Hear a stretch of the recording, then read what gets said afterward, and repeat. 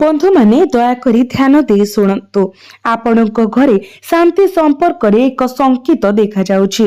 जदि आपण एहाकु समय मध्यरे बुझी पारंती तेबे एक बड़ समस्या को एड़ा जाई परिबो किंबा कम करा जाई परिबो।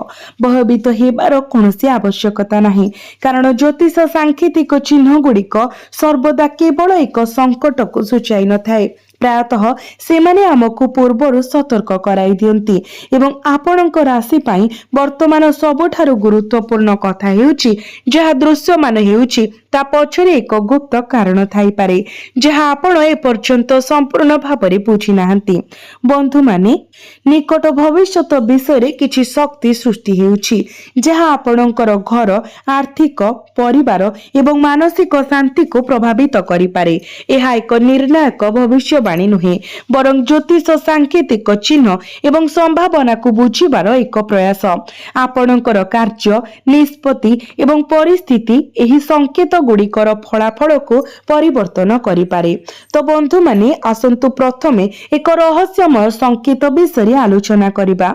जदि किछि समय धरि कोनोसी स्पष्ट कारण बिना आपणक घरे अस्थिरता वृद्धि पाइछि, जदि सामान्य कथा को नहीं जुक्ति तर्क हेउछि, जदि आपण परिवारर कोनोसी सदस्यंकर स्वभाव रे हठात परिवर्तन देखंती किंबा जदि आपण बारंबार अनुभव करंती जे आपणक ठारू किछि लुचाई रखा जाइछि, तेबे एहाकु केवल संजोग बोली भावंतु नाही। ज्योतिष दृष्टिकोणरू एपरी परिस्थिति प्रायतः एक परिवर्तनर संकेत देई पारे जहा ए पर्यंत संपूर्ण भावरे प्रकाशित होई नाही।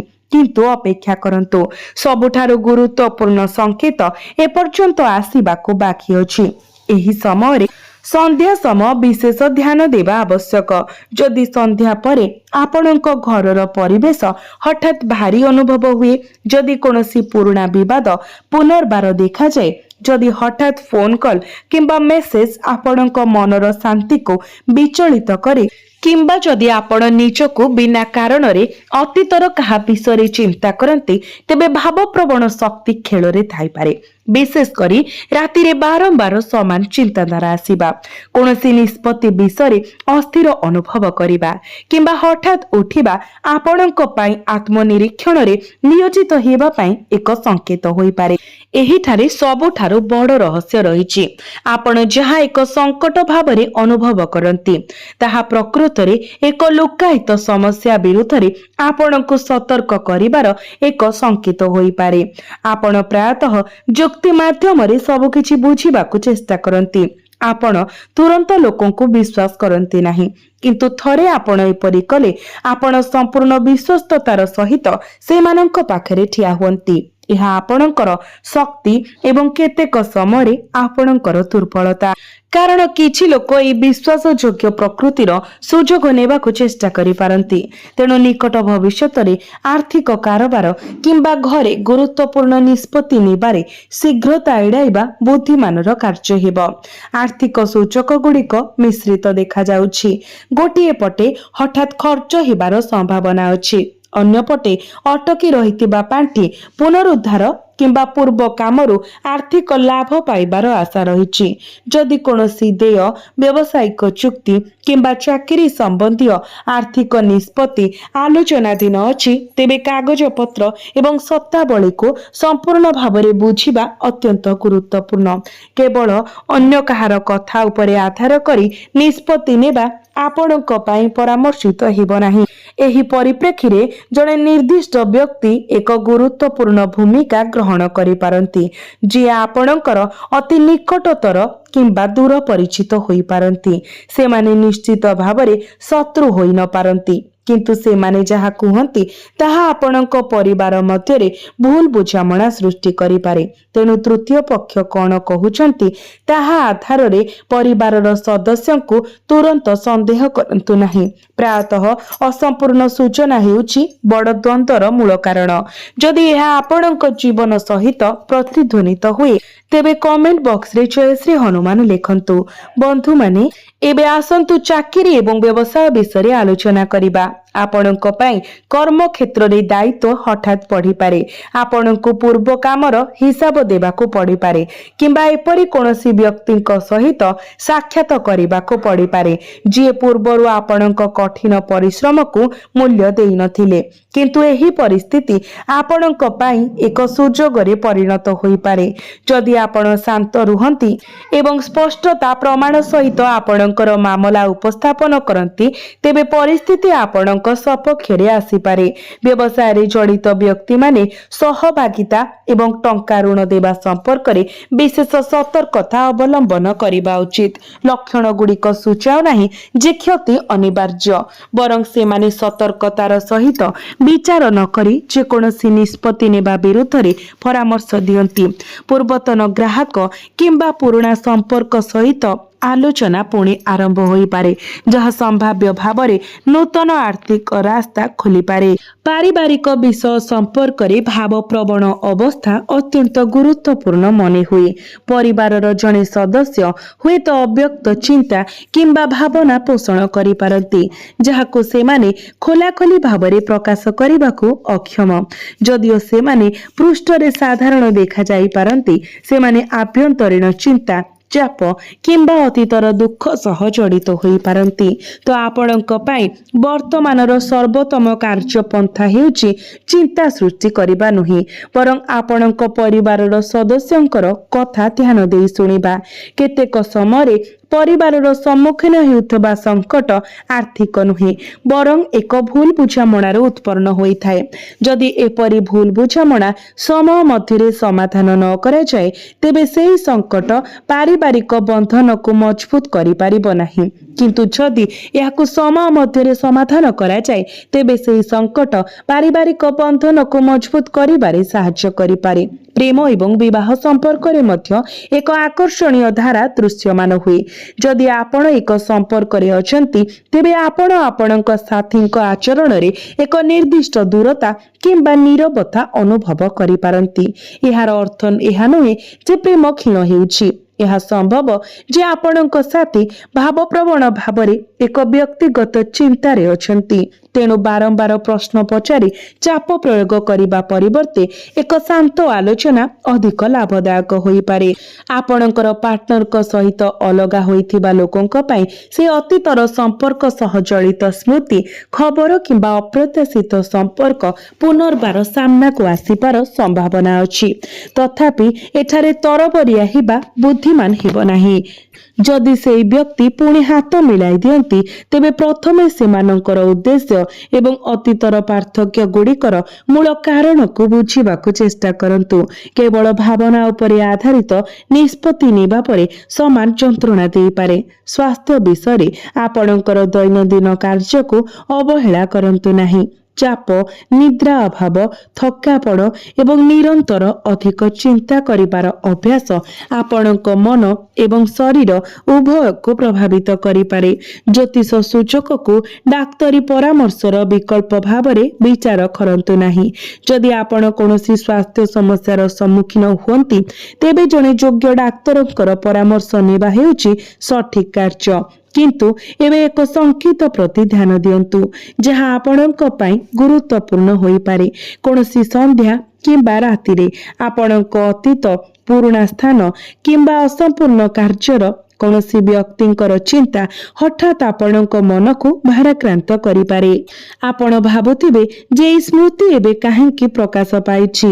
ଏହା ସେହି ମୁହୂର୍ତ୍ତ ହୋଇପାରେ ଯେତେବେଳେ ଆପଣଙ୍କ ଆନ୍ତରିକତା ଏକ ଅସମାପ୍ତ ବିଷୟ ପ୍ରତି ଆପଣଙ୍କର ଦୃଷ୍ଟି ଆକର୍ଷଣ କରୁଛି। ଏହାକୁ ଭୟର ଉତ୍ସ ଭାବରେ ନୁହେଁ, ବରଂ ଆତ୍ମନିରୀକ୍ଷଣ ପାଇଁ ଏକ ସୁଯୋଗ ଭାବରେ ଦେଖନ୍ତୁ। ଯଦି ଆପଣ ରାତିରେ ଏକ ସ୍ୱପ୍ନ ଦେଖନ୍ତି, ତେବେ ଏହାକୁ ତୁରନ୍ତ ଏକ ନିର୍ଦ୍ଦିଷ୍ଟ ଭବିଷ୍ୟତ ଘଟଣା ଭାବରେ ବ୍ୟାଖ୍ୟା କରିବା ଭୁଲ ହେବ। ତଥାପି ସ୍ୱପ୍ନ ସହ ଜଡ଼ିତ ଭାବନା ପ୍ରତି ଧ୍ୟାନ ଦେବା ଉପଯୋଗୀ ହୋଇପାରେ।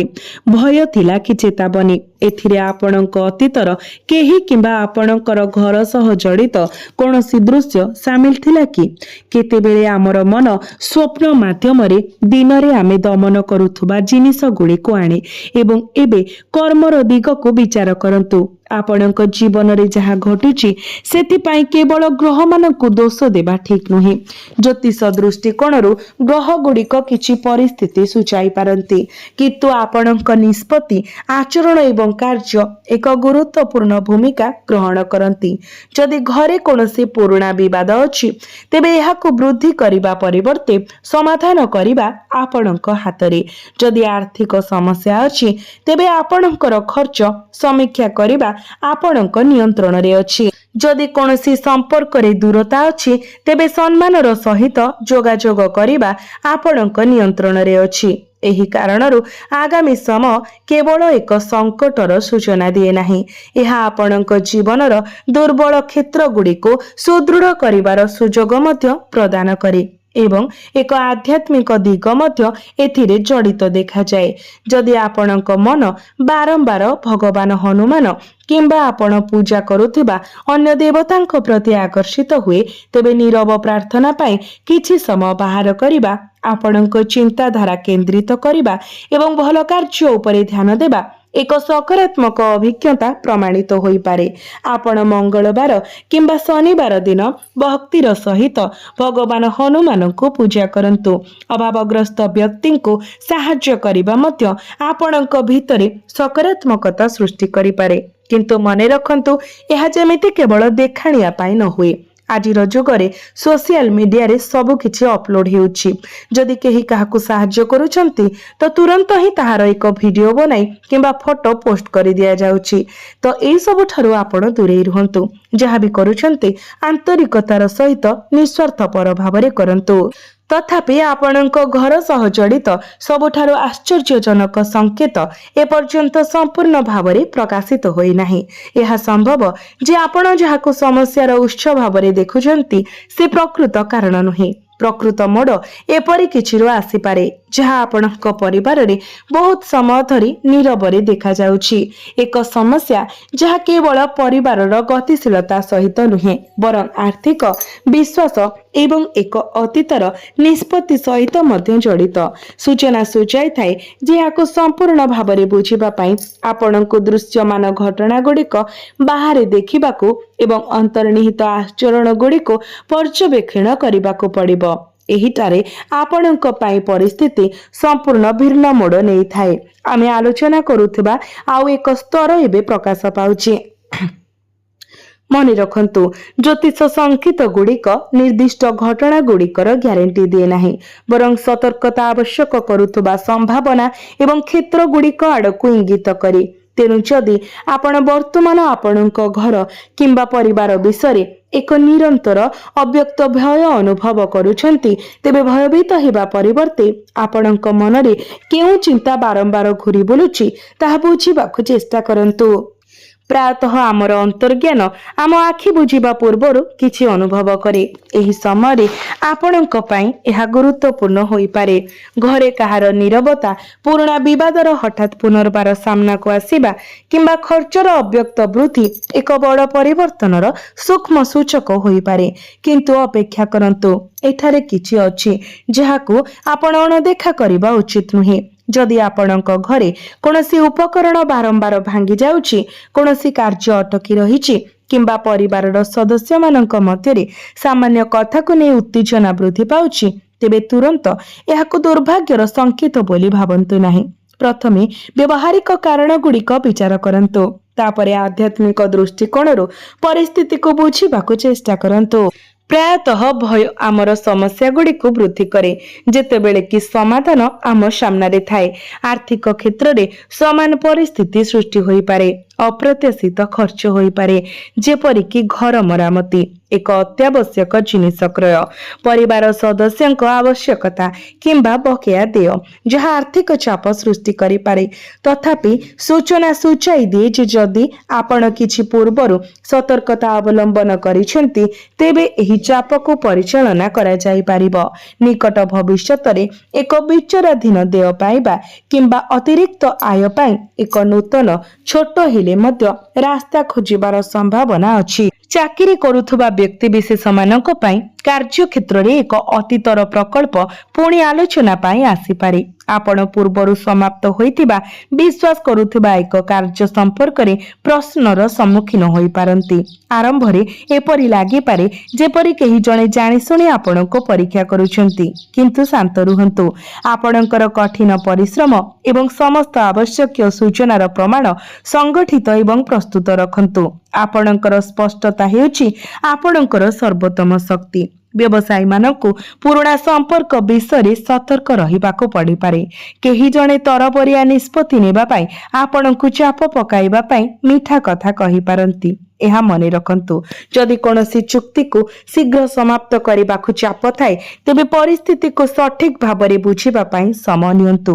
ଜ୍ୟୋତିଷ ଦୃଷ୍ଟିକୋଣ ଯେତେ ସକାରାତ୍ମକ ହେଉନା କାହିଁକି, ସମ୍ପୂର୍ଣ୍ଣ ଯାଞ୍ଚ ପରେ ହିଁ ଆର୍ଥିକ ନିଷ୍ପତ୍ତି ନେବା ସର୍ବଦା ଭଲ। ଏବେ ଆସନ୍ତୁ ଆମେ ପାରିବାରିକ ବିଷୟକୁ ଫେରିବା। ଆପଣଙ୍କ ପରିବାରରେ ଏପରି କେହି ଥାଇପାରନ୍ତି ଯିଏ ବାହାରେ ଦୃଢ଼ ଦେଖାଯାଆନ୍ତି, କିନ୍ତୁ ଭିତରେ କିଛି ଦ୍ୱାରା ଆକ୍ରାନ୍ତ ହୁଅନ୍ତି। ସେମାନେ ଖୋଲାଖୋଲି ଭାବରେ କାହା ସହିତ ନିଜର ଦୁଃଖ ବାଣ୍ଟିବାକୁ ଚାହାନ୍ତି ନାହିଁ। ଯଦି ଆପଣଙ୍କ ପରିବାରର ସଦସ୍ୟ ଆଚରଣରେ ହଠାତ୍ ପରିବର୍ତ୍ତନ ଦେଖୁଛନ୍ତି, କେବଳ କ୍ରୋଧ କିମ୍ବା ଜିଦ୍ ଭାବରେ ଭାବନ୍ତୁ ନାହିଁ। ସେମାନଙ୍କୁ ଆପଣଙ୍କର ପରାମର୍ଶ ଅପେକ୍ଷା ଆପଣଙ୍କର ଶାନ୍ତ ଉପସ୍ଥିତି ଅଧିକ ଆବଶ୍ୟକ ହୋଇପାରେ। ଏହିଠାରେ ଏକ ଭାବପ୍ରବଣ ମୋଡ଼ ଆସିପାରେ। ପ୍ରେମ ସମ୍ପର୍କ ବିଷୟରେ ଯଦି ବର୍ତ୍ତମାନ ଏକ ଭୁଲ ବୁଝାମଣା ସୃଷ୍ଟି ହୋଇଛି, ତେବେ ମୂଳ କାରଣ ଆପଣଙ୍କ ପାଇଁ ଯେତିକି ଗୁରୁତ୍ୱପୂର୍ଣ୍ଣ ମନେ ହେଉଛି ତାହା ନ ହୋଇପାରେ। ଅନ୍ୟ ବ୍ୟକ୍ତି ମଧ୍ୟ ନିଜ ମନ କଥା କହିବାକୁ ଭୟ କରିପାରନ୍ତି। ଯଦି ସମ୍ପର୍କରେ ପ୍ରକୃତ ଏବଂ ପାରସ୍ପରିକ ସମ୍ମାନ ରହିଥାଏ, ତେବେ ଆଲୋଚନାର ପଥ ପୁନର୍ବାର ଖୋଲିବାର ସମ୍ଭାବନା ଅଛି। ଅତୀତର ପ୍ରେମ କ୍ଷେତ୍ରରେ ଏକ ପୁରୁଣା ସ୍ମୃତି ହଠାତ୍ ବହୁତ ତୀବ୍ରତାର ସହିତ ପୁନର୍ଜୀବିତ ହୋଇପାରେ। ଏକ ପୁରୁଣା ବାର୍ତ୍ତା, ଏକ ଫଟୋଗ୍ରାଫ କିମ୍ବା ଏକ ପରିଚିତ ସ୍ଥାନ ଦ୍ୱାରା ଭାବନା ଗୁଡ଼ିକ ଆନ୍ଦୋଳିତ ହୋଇପାରେ, କିନ୍ତୁ ଏହାକୁ ତୁରନ୍ତ ଏକ ସଂକେତ ବୋଲି ଭାବନ୍ତୁ ନାହିଁ ଯେ ବ୍ୟକ୍ତି ନିଶ୍ଚିତ ଭାବରେ ଫେରିଆସିବେ। ସଂକେତ ଗୁଡ଼ିକ କେବଳ ସମ୍ଭାବନାକୁ ସୂଚିତ କରେ। ପ୍ରକୃତ ନିଷ୍ପତ୍ତି ସେ ବ୍ୟକ୍ତିଙ୍କର ବର୍ତ୍ତମାନର ପରିସ୍ଥିତି, ତାଙ୍କର ଆଚରଣ ଏବଂ ଆପଣଙ୍କର ଭବିଷ୍ୟତର ଆବଶ୍ୟକତା ଉପରେ ନିର୍ଭର କରେ। ବର୍ତ୍ତମାନ ରାତିର ଗୁରୁତ୍ୱକୁ ବିଚାର କରନ୍ତୁ, ଯାହା ଏହି ସମଗ୍ର ପରିସ୍ଥିତିରେ ରହସ୍ୟର ଏକ ସ୍ତର ଯୋଡ଼ିଥାଏ। ଯଦି କୌଣସି ସନ୍ଧ୍ୟାରେ କିମ୍ବା ରାତିରେ ଆପଣ ଦୀର୍ଘ ସମୟ ଧରି କଥା ହୋଇନଥିବା ବ୍ୟକ୍ତିଙ୍କର ନାମ ହଠାତ୍ ଆପଣଙ୍କ ଫୋନରେ ଦେଖାଯାଏ କିମ୍ବା ଆପଣ ଅପ୍ରତ୍ୟାଶିତ ଖବର ପାଆନ୍ତି, ତେବେ ଆପଣଙ୍କର ଭାବନାକୁ ଏକ ବଡ଼ ନିଷ୍ପତ୍ତି ନେବାକୁ ଦିଅନ୍ତୁ ନାହିଁ। ପ୍ରଥମେ ପରିସ୍ଥିତିକୁ ବୁଝନ୍ତୁ, କାରଣ ମନ ରାତିରେ ଅଧିକ ଭାବପ୍ରବଣ ହୋଇଯାଏ ଏବଂ ପୁରୁଣା ସ୍ମୃତି ଗୁଡ଼ିକ ଏକ ଦୃଢ଼ ପ୍ରଭାବ ପକାଇପାରେ। ଏଠାରେ ମୁଖ୍ୟ ରହସ୍ୟ ରହିଛି। ସେହି ସମ୍ପର୍କ ଏକ ସମ୍ପର୍କକୁ ପୁନଃ ଜାଗରଣ କରିବା ବିଷୟରେ ନୁହେଁ, ବରଂ ଏକ ଅସମ୍ପୂର୍ଣ୍ଣ ଅଧ୍ୟାୟର ସମାପ୍ତି ଆଣିବା ବିଷୟରେ। ଏହି ସମୟରେ ଆପଣଙ୍କୁ ଆପଣଙ୍କର ହୃଦୟ ଏବଂ ଆପଣଙ୍କର ବୁଦ୍ଧି ମଧ୍ୟରେ ସନ୍ତୁଳନ ରଖିବା ଆବଶ୍ୟକ। କେବଳ ଭାବନା ଉପରେ ଆଧାରିତ ନିଷ୍ପତ୍ତି ନେବା ଦ୍ୱାରା ଆପଣ ଅନୁତାପ କରିପାରନ୍ତି, ଯେତେବେଳେ କି କେବଳ ଯୁକ୍ତି ଉପରେ ନିର୍ଭର କରିବା ଦ୍ୱାରା ଆପଣ ଏକ ଗୁରୁତ୍ୱପୂର୍ଣ୍ଣ ଭାବପ୍ରବଣ ସତ୍ୟକୁ ଅଣଦେଖା କରିପାରନ୍ତି। ଛୋଟ ଛୋଟ ପ୍ରସଙ୍ଗକୁ ଅଧିକ ଉଡ଼ାଇବାରୁ ବଞ୍ଚିତ ରୁହନ୍ତୁ, ବିଶେଷ କରି ଆପଣଙ୍କ ପିଲା ଏବଂ ପରିବାର ବିଷୟରେ। ଆପଣ ଆପଣଙ୍କ ପିଲାମାନଙ୍କର ଶିକ୍ଷା, ଆଚରଣ କିମ୍ବା ଭବିଷ୍ୟତ ବିଷୟରେ ଚିନ୍ତିତ ଅନୁଭବ କରିପାରନ୍ତି, କିନ୍ତୁ ପ୍ରତ୍ୟେକ ଚିନ୍ତା ଏକ ସଙ୍କଟକୁ ସୂଚିତ କରେ ନାହିଁ। ଧୈର୍ଯ୍ୟ ଏବଂ ଉପଯୁକ୍ତ ମାର୍ଗଦର୍ଶନ ପରିସ୍ଥିତି ପରିଚାଳନା କରିବାରେ ସାହାଯ୍ୟ କରିପାରିବ। କାରଣ ଏହି ସମୟ କେବଳ ଆପଣଙ୍କ ପାଇଁ ଏକ ପରୀକ୍ଷା ନୁହେଁ, ବରଂ ସଠିକ୍ ନିଷ୍ପତ୍ତି ନେବା ଏବଂ ଆପଣଙ୍କ ଜୀବନକୁ ଏକ ନୂତନ ଦିଗରେ ଆଗେଇ ନେବାର